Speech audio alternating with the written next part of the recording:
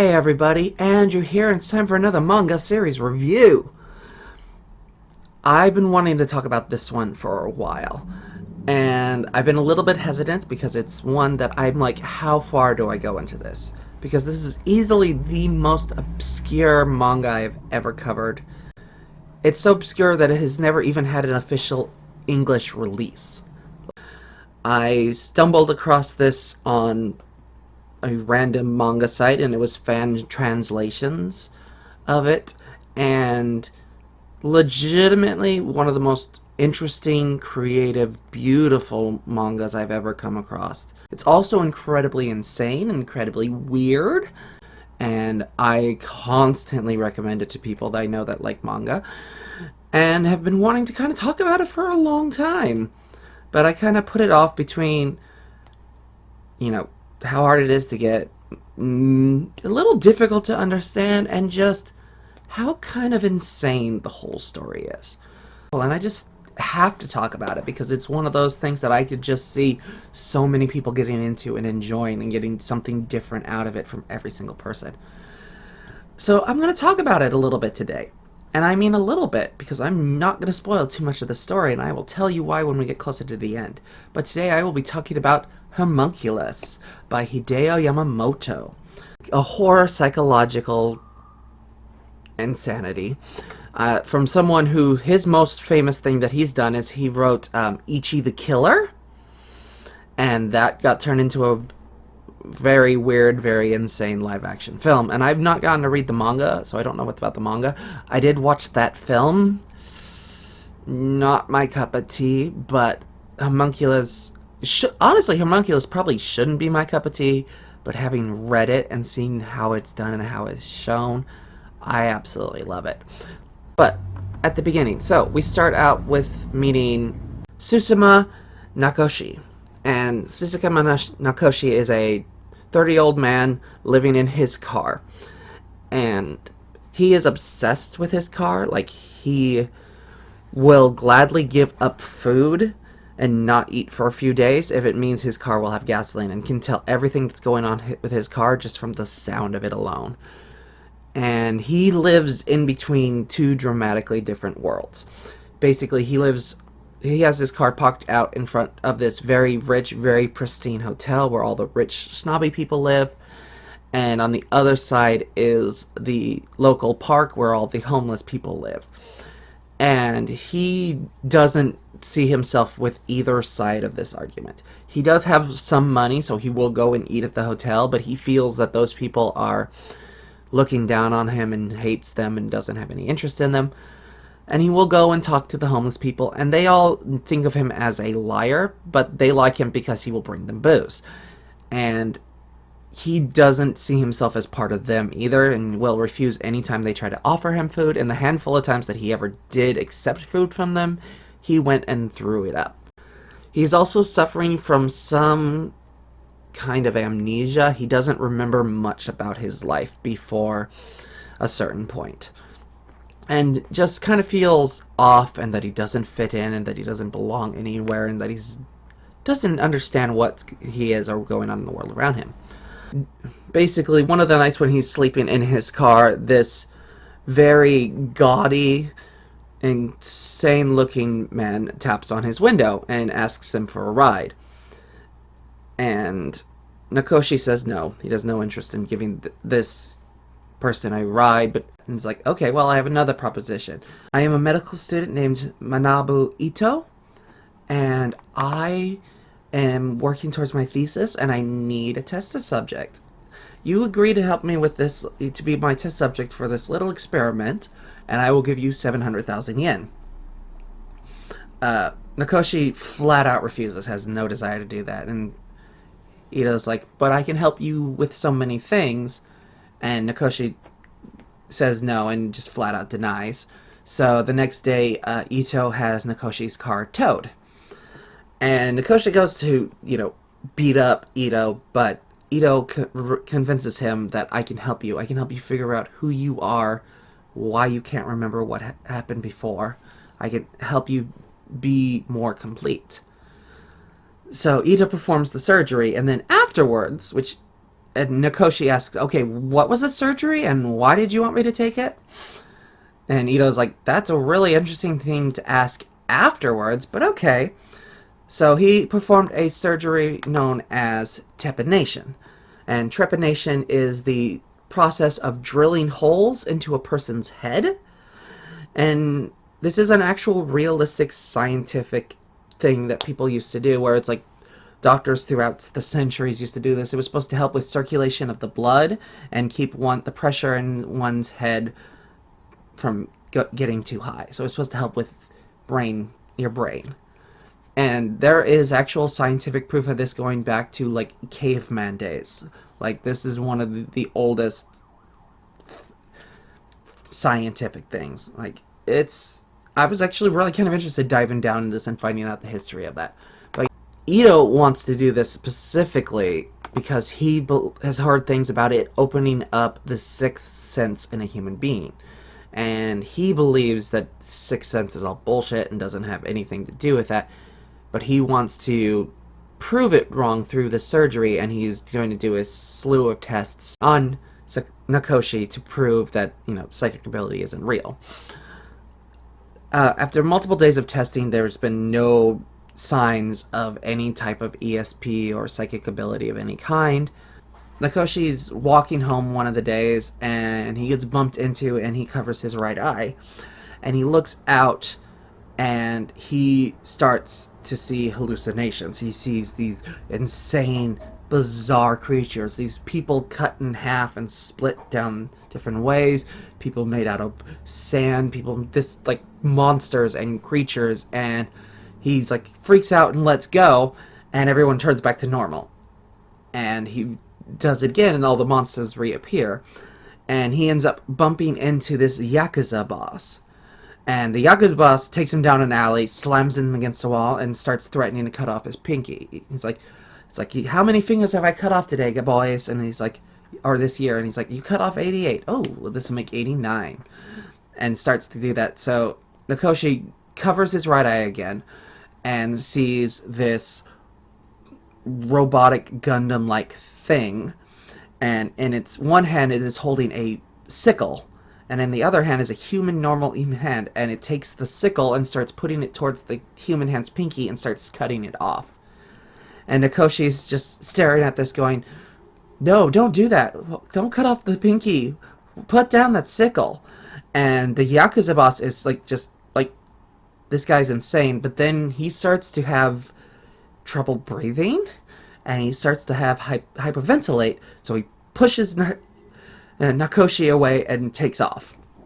And the Yakuza guys that were with him are like, boss, wait, what's going on? And Nakoshi calls Ito and explains to him what just happened and everything he's seen. It's like, I'm having these hallucinations, I'm seeing these insane things. And Ito starts to explain that he has an idea of what this is and what's going on. And he's believing that Nakoshi is seeing homunculi. That these are homunculuses, these are representations of people's pain and trauma, and that this is them being unable to deal with these emotional things that they don't understand, and it is presenting themselves in these insane ways that for whatever reason Nakoshi can only see with his right eye closed. And Ito says he's going to explain more of it, that Nakoshi needs to come, but before Nakoshi can get to him, he is grabbed by the Yakuza and taken before the Yakuza boss again. And he's been screwed up since then. He's been like between fits of crying and different things, he's been unable to, and he's like, what did you do to me? And Nakoshi knows, he's like, okay, so I have to figure out what is going on, because this is related to you, this is your trauma, so I have to figure out what is this. So he covers the eye and starts talking to the robot. And that is all I am going to say in regards to the plot. Basically, after this point, it kind of becomes like almost like a television show kind of thing, where it's like each time he comes across a new type of homunculus and has to figure out what is their deal, why they are the way they are, and how he can help them and how he can fix them. And each of them is unique, and each of them is so creative and so interesting and so well done that I don't want to spoil any more of this than I have to. And if you've watched me and you've seen some of these other reviews, you know I don't super care about spoilers to a certain extent. Like, if it's a popular enough show and if the ending isn't even that surprising, I will just tell you the entire plot. Like, I did that with Fairy Tail, I did that with Yu Yu Hakusho. I'm like, but I only tend to hold back if it's something that the ending is interesting enough or creative enough or surprising enough that you have to experience it for yourself. With Homunculus, this is an entire series that you need to experience for yourself. Like, I don't even like the amount that I've told you already, because the best thing for this is to go in as blind as possible. That's hard to do with a weird series like this, because what would draw you in if you don't know anything about it whatsoever? Like, I only think I came across this because I think I started this at a point in my life where I just went to a manga website that had all of the mangas you could read online, and I just went down the list. I did that for like 3 years of my life during like high school to early college, and I got through all the way down to the ends. Like, I got really far. I've read a lot. And I couldn't even tell you the names of a quarter of them. Like, it was so many, and they were so all over the place. And so many of them were not complete. So, but yeah, I just stumbled on this one, and it is one of my favorite things I've ever come across ever. So, what are the good things about this manga? Well, number one, the art style in this is just fantastic. It is just a beautifully drawn, beautifully made manga. Like, there are just normal scenes of people talking, and it's just so insane. But then you also get the creativity that goes into each of the homunculus and what is making them. And as he goes through and Nakoshi starts helping these people and taking them on, he starts to see a change in himself, because he looks at himself in the mirror. He's hesitant at first. He's afraid what he'll see. But he looks normal when he does it the first time. But after he helps each of the people, he ends up taking on elements of them. Like, he ends up having a robotic right arm after helping the Yakuza. And it doesn't know why, and he's taking it on himself to do this. That's the main plot, is that going on about him helping people and working this, that, and the other. There's also another side plot, which is Nakoshi's amnesia and not remembering who he is, and him trying to figure out who he is and why he is the way he is and what happened to him. And you find out that, like, he's had plastic surgery, so the face that we've been seeing is not his face at all. That he looked completely different, and he doesn't even know if there's anyone who might even remember what he looked like, let alone who he was. And trying to figure out that mystery. And it's just so interesting and so creative with its characters and its creation and its story. Nakoshi is not the most amazing main character. He doesn't have a huge personality. But that is kind of the point. He does a person who doesn't know who he is and has amnesia. But he also has extreme reactions to things. Like his intense hatred of the rich people because they think they look down on him, and his intense dislike of having any kind of real interactions with the homeless people, which is, so him throwing up the food and this, that, and the other. I will say that the one kind of negative you could have towards this in series is that it is very graphic, it is very intense, and it can be a bit gross. There's some stuff that is kind of rapey. If that is a thing that will bother you, I apologize. There's definitely a lot of bodily damage, considering, you know, the main character has a hole in his head and gets his pinky threatened to cut off. There's a lot of stuff of that. And it's interesting because his character, the main character keeps flipping on whether or not he's going to use this power or not. Like, he has them seal up the hole at one point. He drills into the hole again for himself with a bigger drill to give him more power. He sews his right eye shut at a point so he can see only the homunculus world all the time. It's so intense, it's so weird, and so all over the place, but it's so interesting. it is surprising to me and amazing to me that this has never had an English production made of it, because, like, I know there is other mangas that have never made it over here, but usually there's a real specific kind of reason, and the only thing I can think of for this one is that it's too weird, would be the explanation. And I'm like, we've had weirder things translated over here. Like, this is weird and gross at points, but it's also beautiful, and I can, understand it and follow it better than some other ones. Like, there's some real iffy psychological manga that is just like I can't get into. Like, I couldn't get into Monster. I couldn't get into a bunch of them. But I'm like, we've also had Magical Shopping Kid of Benabashi. We've had Fulikuli. Like, we've had some weird, insane things. We can handle Homunculus. Homunculus is not that insane. If I broke down the basic of what the idea of this story is, it's actually kind of simple. It's guy has a surgery, gets a hole in his head, starts seeing monsters. That's a pretty simple plot if you break it down like that. And this is a story that I constantly recommend to my people, and I get the same reaction to this that I get to Midori Days when I recommend that one, which is that sounds stupid and I don't want to watch that, or that sounds weird and I don't want to watch that. And I'm like, comparing the two, Midori Days is a much more insane story. You break it down, Midori Days' plot is girl loved boy so much she turned into his right hand. I think the guy who got a hole drilled in his head and saw monsters is a little more easy to understand than woman turns into right hand. But yeah, I'm amazed that it didn't ever have an English translation. And then I was also more amazed to find out that it had a film adaptation. And it's not that old. It came out in 2021. And it's on Netflix right now. And it's directed by Takashi Shimizu, who is most famous for creating and directing Ju-on The Grudge and the entire Grudge series. He also apparently directed a live-action Kiki's Delivery Service, which I did not know was a thing, and I'm very, very hesitant to ever even take a look at like the trailer, because I don't know if I want to see a version of Kiki's Delivery Service directed by the guy that did The Grudge.